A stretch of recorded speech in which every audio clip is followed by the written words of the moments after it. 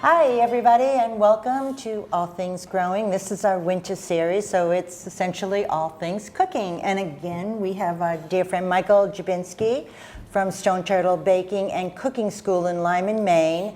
And we have a treat. You're going to teach us how to make pizza. We're going to do wood-fired oven pizza. Oh, I love it. Nothing compares. I love it. I know it. Right.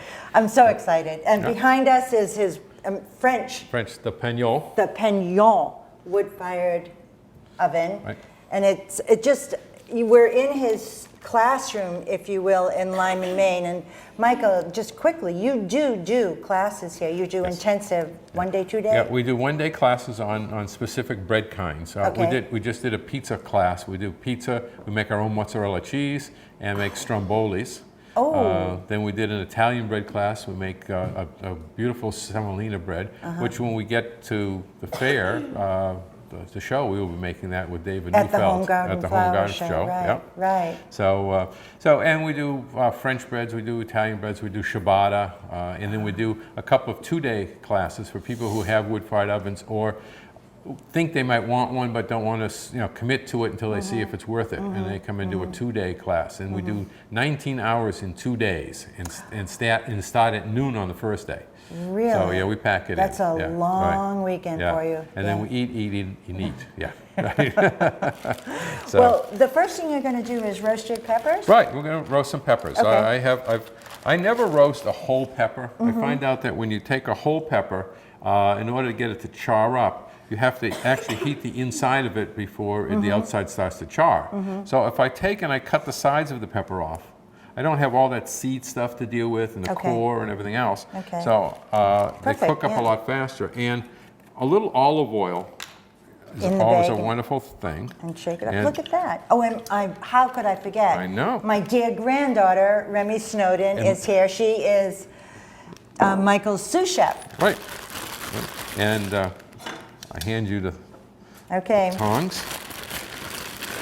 And it's funny, I found out when I was fire roasting peppers one day that why were some charred up so badly and others not.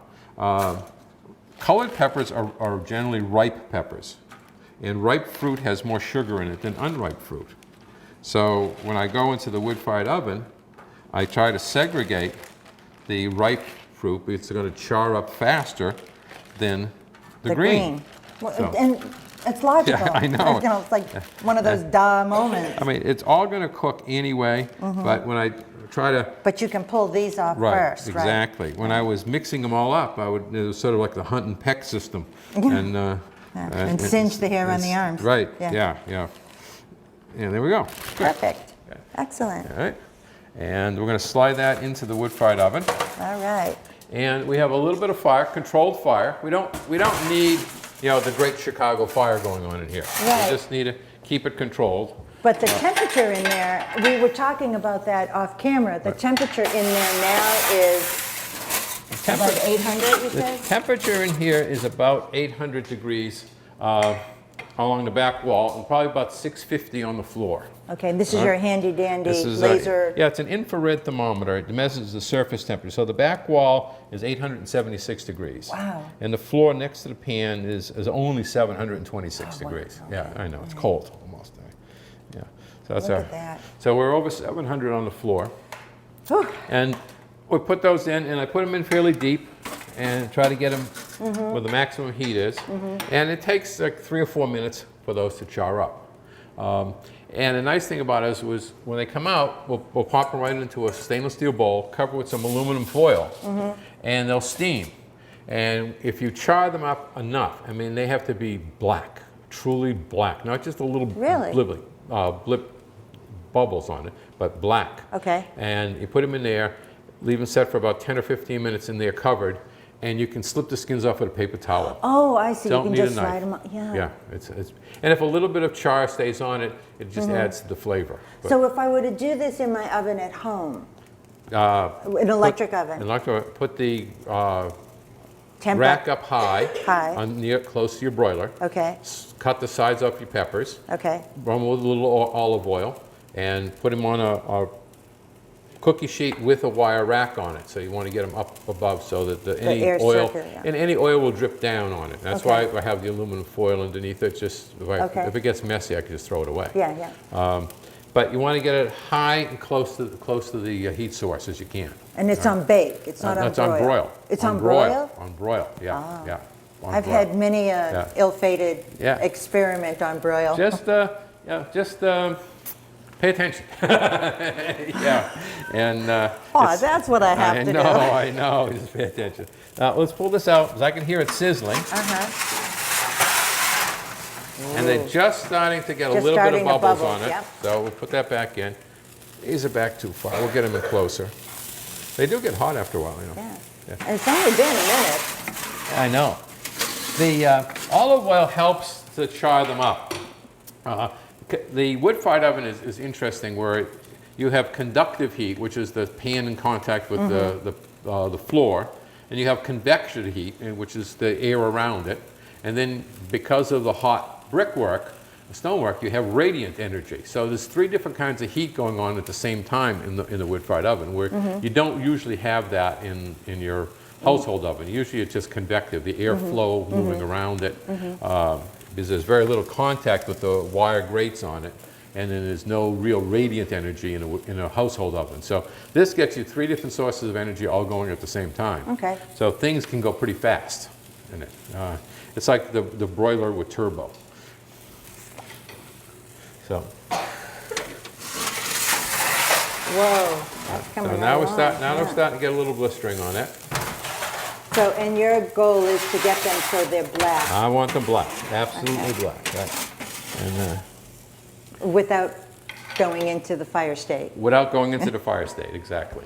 Now, there's the fire. I'm keeping the fire low in there, but you know, fire roasting really does need some fire. So I just take small pieces of kindling, and I'll put it back in the oven on the hot coals, and they'll catch up. The active flame is really nice. And as you can see, looking in there, there's not much light in there. So Right, without a flame, right. Yeah, I was it's just like the wondering where black the hole. switch was. Yeah, right. Yeah. Right. Well, everything today is plastic, and the lights have plastic lenses on them, and it doesn't take a whole long I'm sure time it for doesn't. at 1200 degrees to melt the plastic Yeah. lens. All right. So.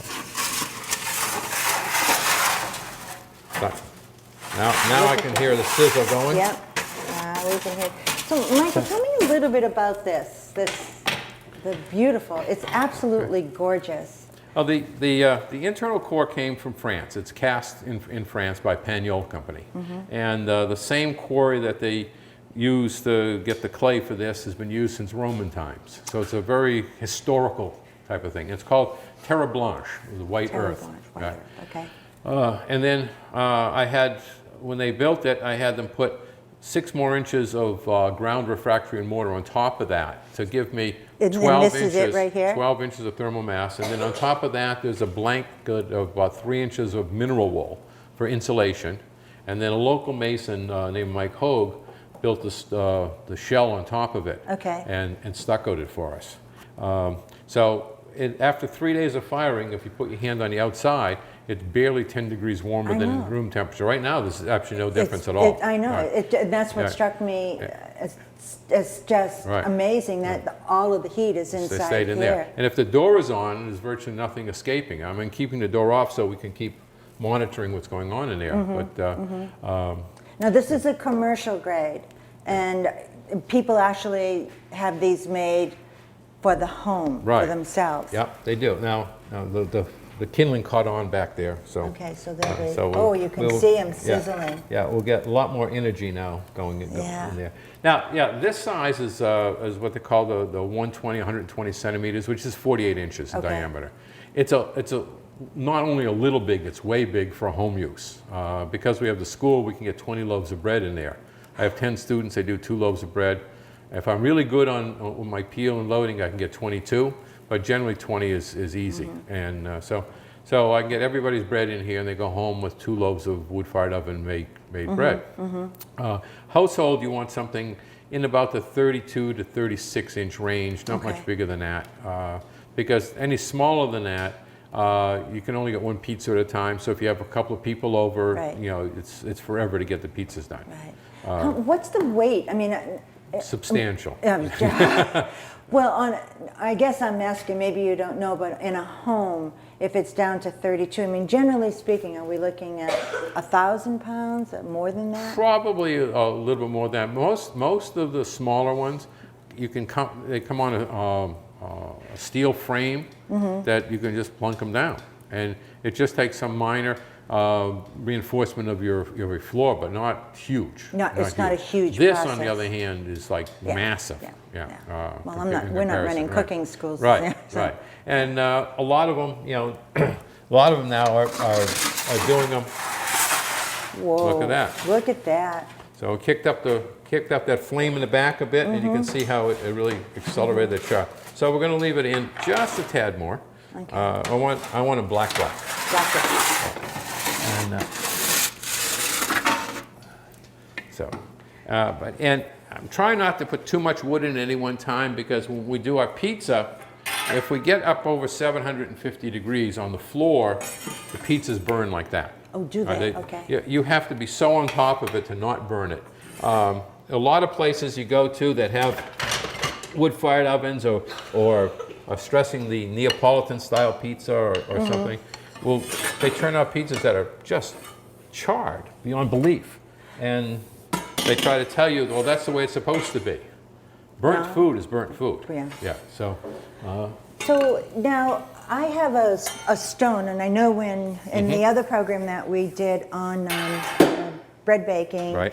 You have a stone in your oven. Yeah. And I use that stone for my pizza.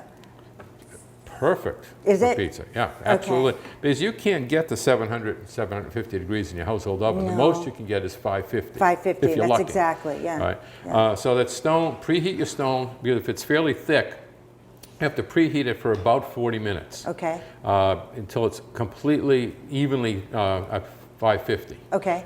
So when you throw that pizza on it, you immediately get that heat pumping into it. If you just turned your oven on, preheated it for 15 minutes, and then threw the pizza in, the tile or the stone is cold on the inside. Right. So it's no longer heating it, it's now an insulator. It's protecting it from any heat getting to it. So you get, you know, Exactly. terrible doughy. Now, do you put the semolina flour on that, or regular flour on the stone when you put the pizza in? Or No, is it- I put it, depending on how you get the pizza into the oven.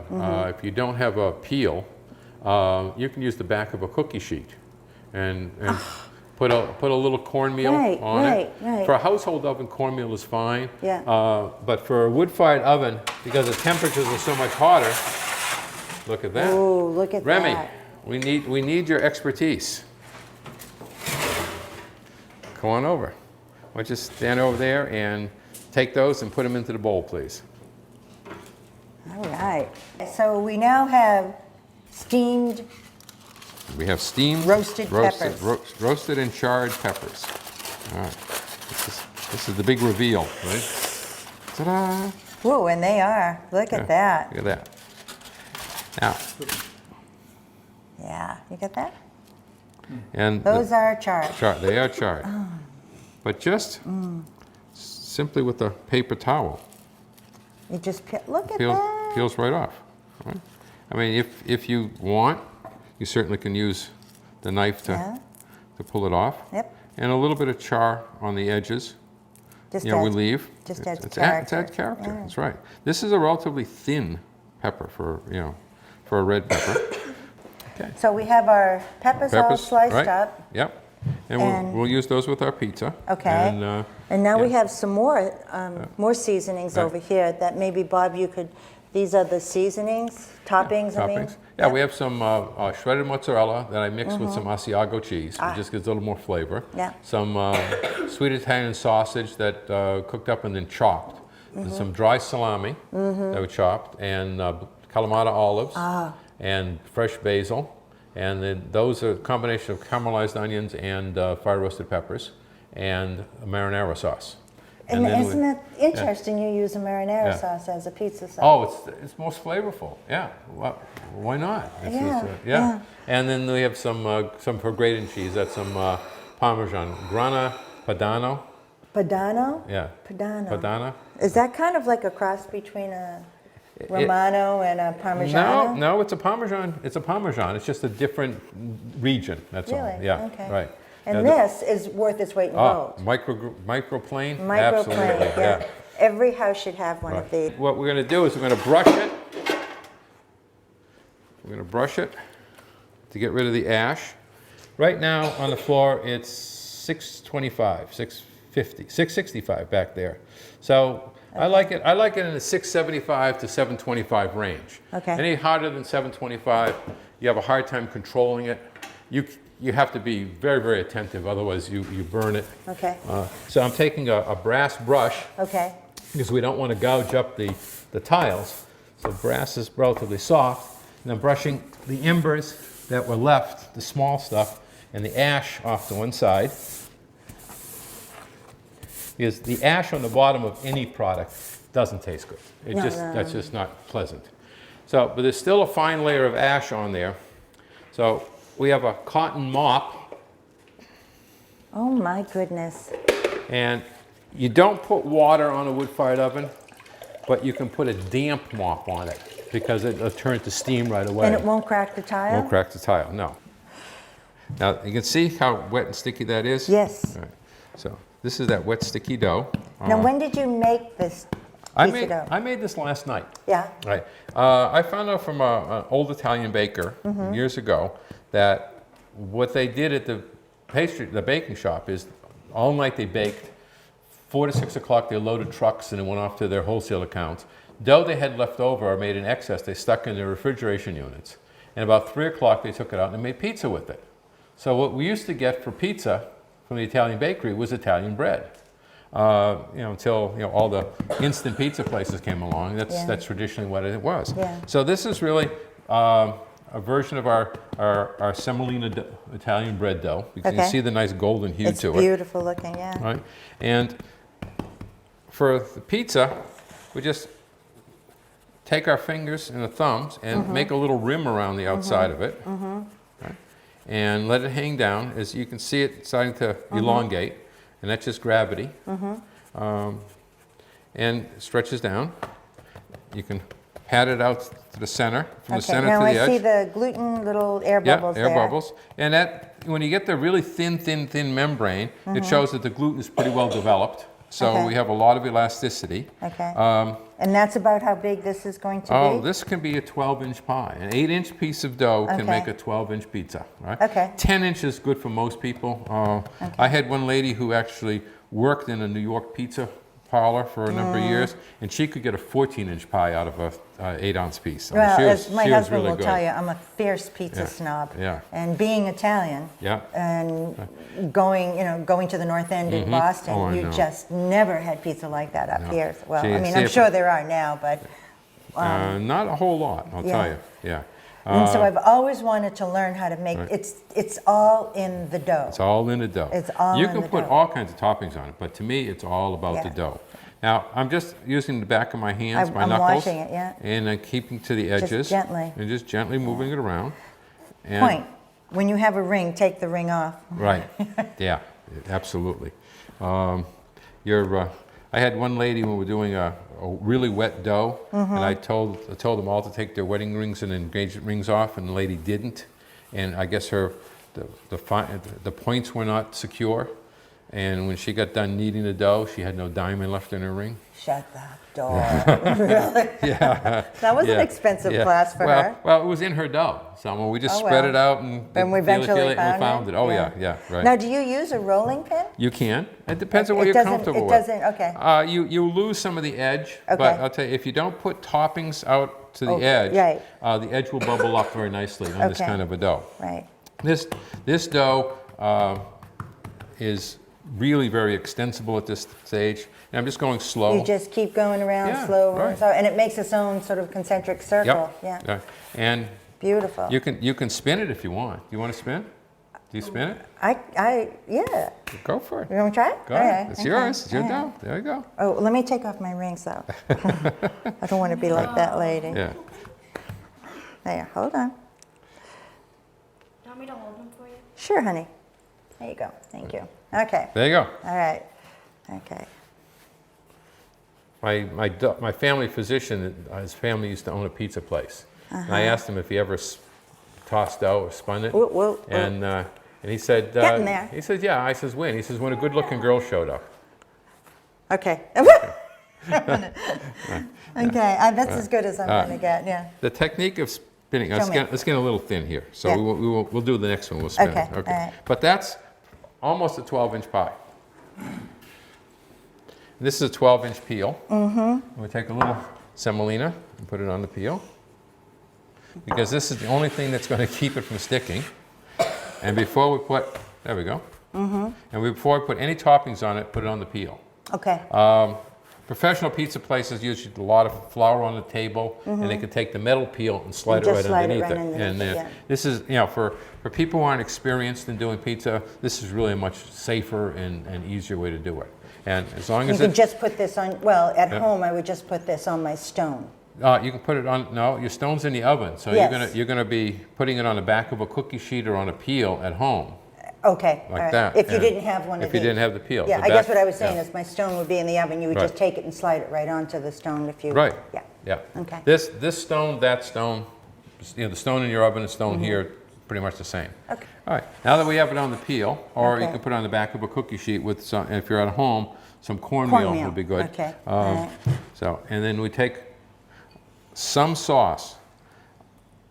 Don't load up the pizza with stuff. If you're one of those, 14 pounds of meat and type of people, It just steams it wrong almost, doesn't place, it? right. Yeah, you'll never get the pizza to cook with all that toppings on it. Mm-hmm. So, think of pizza as sort of like music.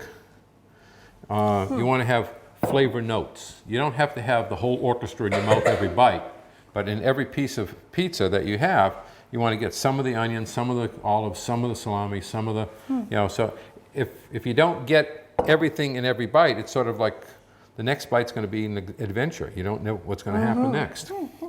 That's a good way to look at it. And it cooks much better, especially in your household oven where you can't get the temperatures that we have in the wood-fired oven. You're going to have to rely on longer cooking. And if you put on a ton of sauce and then mountains of fillings, nothing's going to cook well for you.